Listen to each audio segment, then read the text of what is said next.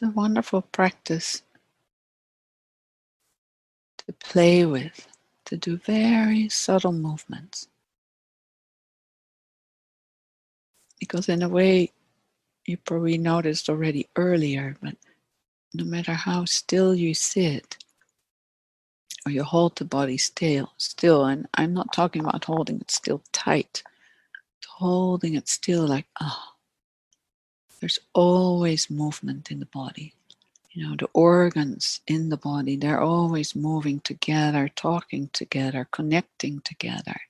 The muscles, the bones, the blood, you know, it's constantly, intimately connected, unless it's not, and we feel that. But when we allow ourselves to, when we're able to rest as the breath, and then rest as the silence, and then let from the silence the movement come. You know, we just had a little taste right now.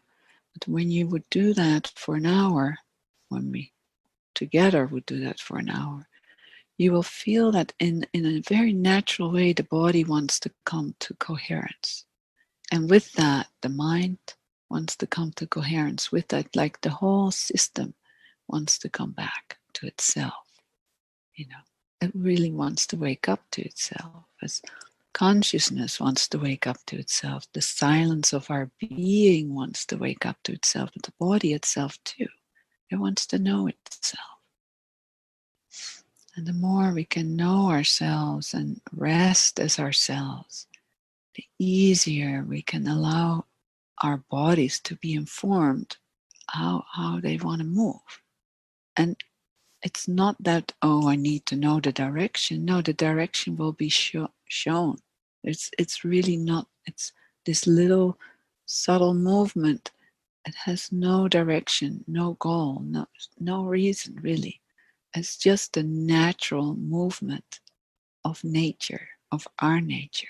As outside, when we are amongst trees, you can see the natural movement of trees or animals. There's no thought needed there. It's just natural. Yeah. So the more we sink into the silence of our being, the more naturally it starts moving us in words, in movement, in actions, into the world. And that's really what it is about today. It's like how, I think the title was How Does Silence Want Us to Move? And I think especially, as I wrote also in the little write-up, especially during these times, which are always these times, but for some reason it's magnified, especially during these times, it's really a wonderful question to ask ourselves, where do I want to locate? What timeline do I choose to be in? Yeah. Do I choose to be in the timeline of mind and constantly busy and being in fear and needing to take action and being in the doing instead of the being? And sometimes we cannot help it, you know. Sometimes there's just fear. So can we then make the choice to really taste the taste of fear? Can we then really, whatever so-called keeps us away from the resting, can we taste it? Can we kiss it? Can we be as intimate as we can be? But what I have seen a lot in general, but now especially, because a lot of people are very engaged in the internet and wanting to get the news and know what's going on, even though, you know, there's so many narratives, as many people there are, as many narratives there are, you can get totally engaged in that and hooked to it.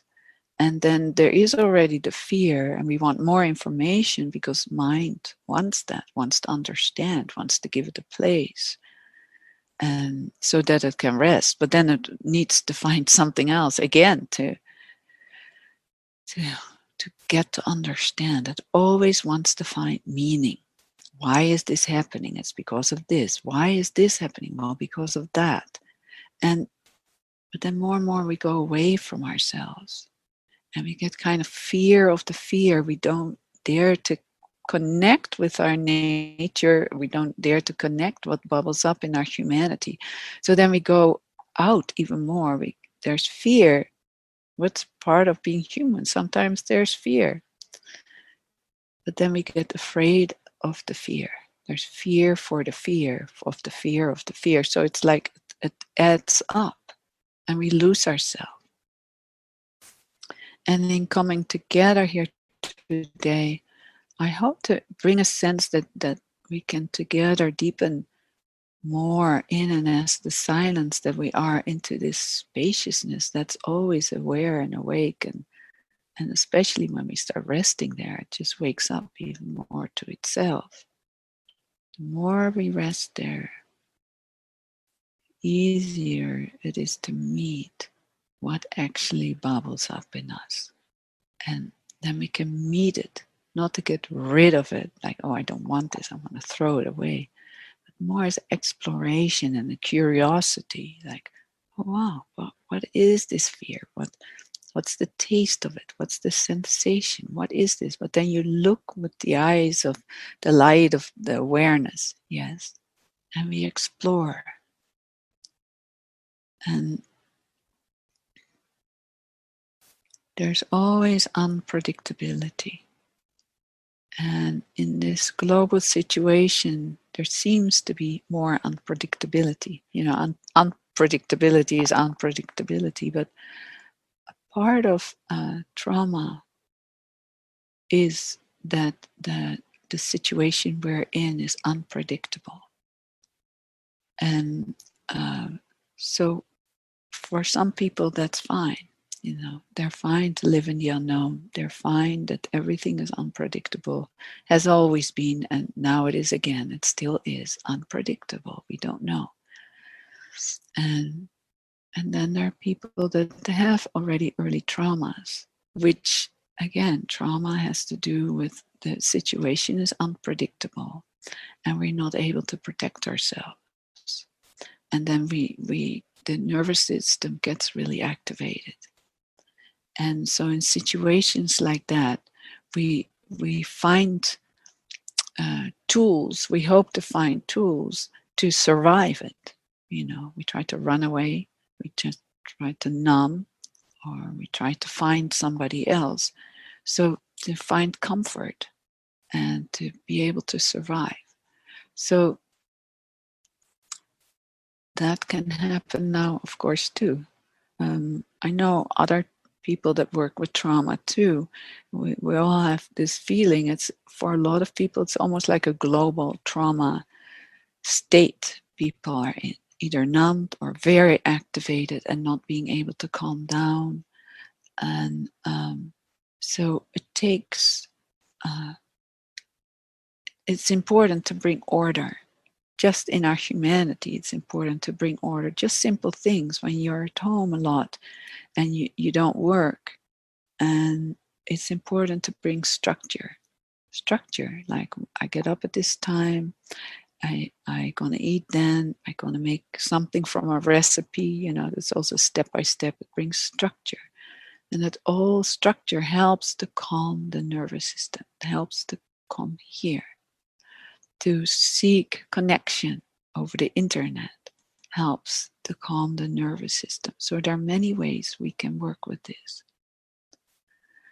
But also, during these times, and again, any time, really, it's always such an opportunity to rest in ourselves. And when we start sitting as today, meeting what is in the way of resting. At first, it feels like a huge roadblock that's in the way of resting, and to kind of plow through it and taste it and go through it. But more and more, that we become aware of, oh wow, there is the resting, and there's this my humanity that needs my love and attention. And so there's something about how are we connected or not connected with our human experience. How intimate do we dare to be with what is? So very easily we want to be intimate in our humanity, right, with the pain. We're so trained to be connected with pain and suffering. We're not trained to be connected with pleasure so much. But we're definitely not trained to be really connected and intimate with the silence of our being. And to me, in these times, it's a deeper opportunity to ask yourself, what really, as I call it, what timeline do I want to be in? Do I want to be in the timeline of suffering and pain and scarcity and fear and etc.? Or do I want to be in the timeline of really no time, of the presence of our being? And I say this, please take this today, but also ponder on, what timeline do I want to choose? What timeline do I want to live in? Where do I want to rest my wholehearted attention and intention? And when we come in these challenging situations, that's truly what life invites us into. Because as I see it, the global situation, we're just scratching the tip of the iceberg. I think it's we're living in America especially, but I think especially in the Western world, we're in empire that's crashing like very hard. And so things are dire. And so when things are dire, then in our humanity more easily we get activated, because it gets seemingly more unpredictable. And more people come in fear. So there's a kind of a fear consciousness that's being created. And I'm not saying don't be afraid, because when there's fear, there's fear. There's nothing wrong with fear. It's just when there's still the opportunity to rest back. The more we're able to rest back and from there attend to the fear, it's easier to be able to make a choice. I want to rest in and as this love. I want to rest at home to the best of my abilities. And from there, meet whatever is here in my humanity, and from there, act in this world. Not out of fear, but I act from wholeness. Yeah. And that brings a whole other consciousness, brings forth a whole other consciousness.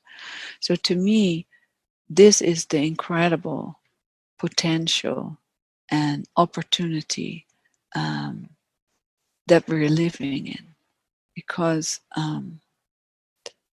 we hold all possibilities within us. We have the free choice. Don't underestimate it. And if you're aware that there's trauma for you, like a quality of numbness, or your nervous system is very activated, then work with the trauma. You need to meet what's right in front of your face. You need to meet that. That's the opportunity. It comes to the surface to be loved. It doesn't come to the surface because you're bad or there's something wrong with you. There's nothing wrong with you. There's nothing wrong with any of us. It's just an opportunity, because what we can feel can heal, and it can come home, and then we can rest more deeply. And then it's more and more easy over time to rest in the silence that we are, to rest in and as our nature, to have a nervous system that is soft and relaxed. And so the silence of our being is also, as you probably felt also when we were sitting, it's like nourishing. It's like mother milk. We all need mother milk. Yeah. Being nourished by the earth, by the mother. Yeah. And the space holds it all.